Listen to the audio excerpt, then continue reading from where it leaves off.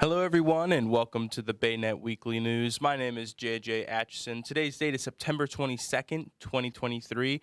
We have a very unique microphone setup here today. Who knows? Might stick with it. I don't know. But without further ado, we have a lot to go over today, so let's get straight into it.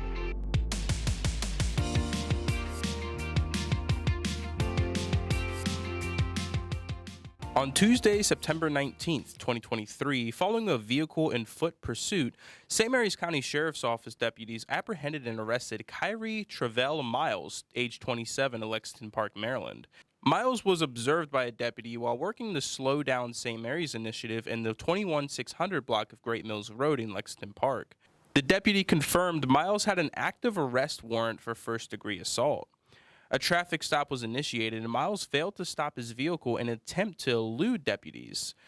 During a short pursuit, Miles's vehicle struck a curb, and he then fled on foot.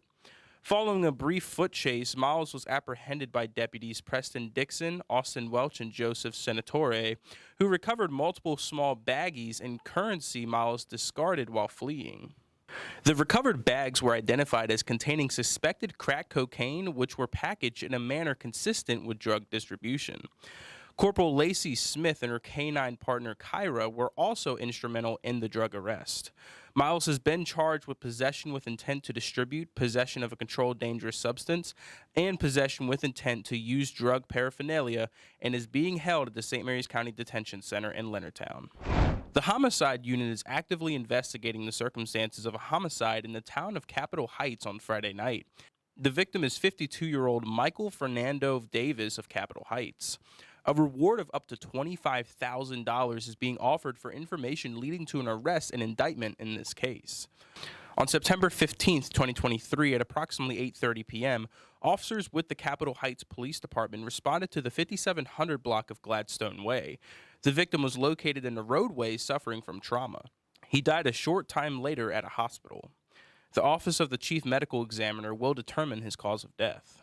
The preliminary investigation suggests David suffered fatal injuries during the theft of his car. The suspects crashed the car at a short time after stealing it and fled on foot. The Prince George's County Police Department investigates all homicides in the town of Capitol Heights. If anyone has information relevant to this investigation, they are asked to please call detectives at 301-516-2512.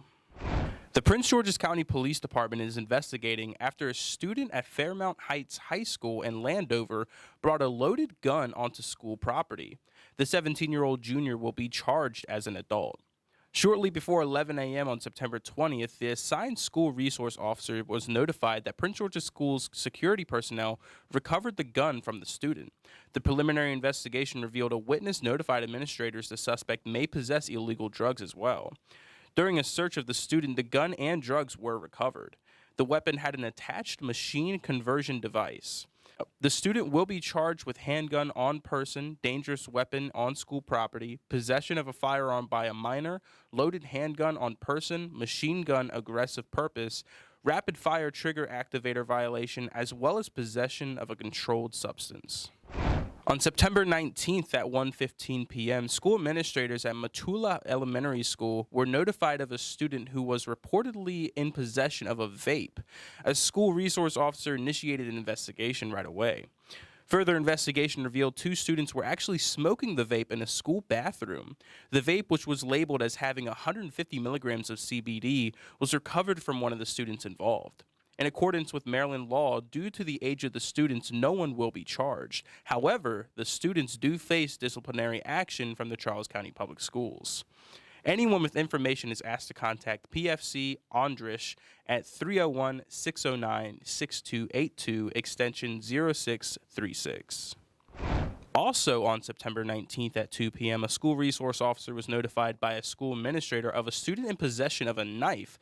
The knife was recovered in accordance with Maryland law. The student cannot be charged due to their age. The Charles County Department of Juvenile Services will be contacted. PFC Quigley is investigating. Linda's Greenhouses and Jake's Produce are hosting their inaugural corn maze for this fall season. Located at 2925 Yo's Corner Lane in Port Republic, the ribbon cutting will occur on Friday, September 22nd at 11 a.m., which will be hosted by the Calvert County Department of Economic Development. Linda's Greenhouses and Jake's Produce will host their grand opening weekend events on Saturday, September 23rd and Sunday, September 24th. The events will include food trucks, wagon rides, corn pits, pumpkins, ball pits, inflatables, corn mazes, and so much more. The admission price will be $15 per person. Children 2 and under are free, and families of 4 or more will be $12 per person. Cruisin Southern Maryland is a nonprofit organization that holds a yearly 100-mile cruise around Southern Maryland to raise funds to help support local veterans in the area. They will have their 11th annual cruise on Saturday, September 30th, 2023. The organization provides funding primarily to the Charlotte Hall Veterans Home and to veteran charities in the area. To date, they have donated nearly $200,000 to the causes. The cruise starts at the Golden Beach Park and Ride at 9 a.m. The first stop is at the Walmart in California, the second stop is at Target in La Plata, and the final stop is at the Charlotte Hall Veterans Home itself. The total route is just over 100 miles. At each stop, there will be a pop-up car show for just about 90 minutes. Typically, the cruise has between 150 to 200 plus vehicles, including classic cars, muscle cars, trucks, late model cars, motorcycles, etc. However, the cruise is open to all vehicles.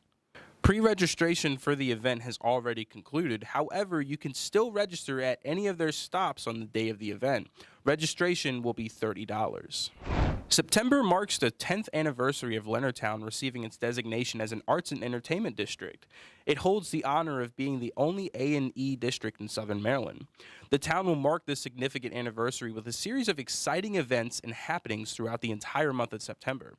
Continuing this weekend, Leonardtown will host Plein Air at the Wharf on Friday, September 22nd, and an outdoor concert featuring unfinished business at the Port of Leonardtown Winery on September 23rd. Starting your weekend today, September 22nd, from 4:30 p.m. to 7:30 p.m., capture the beauty of Leonardtown Wharf as the warm colors of the fall begin to show at the Plein Air at the Wharf. The Plein Air class, taught by Carrie Patterson, professional artist of the Yellow Line Art Studio, is currently full, but bring your supplies for the open paint. While you're there, sample award-winning wine from the Port of Leonardtown Winery, tasty eats from Antoinette's Garden, sweet treats from Frogtown Ice Cream Shop, and paint while listening to the smooth jazz stylings from the Groove Span Trio.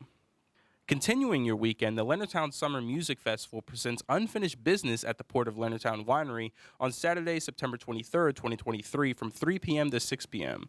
Kick back and relax with a glass of POL's award-winning wine while enjoying the laid-back vibe of this popular Southern Maryland band.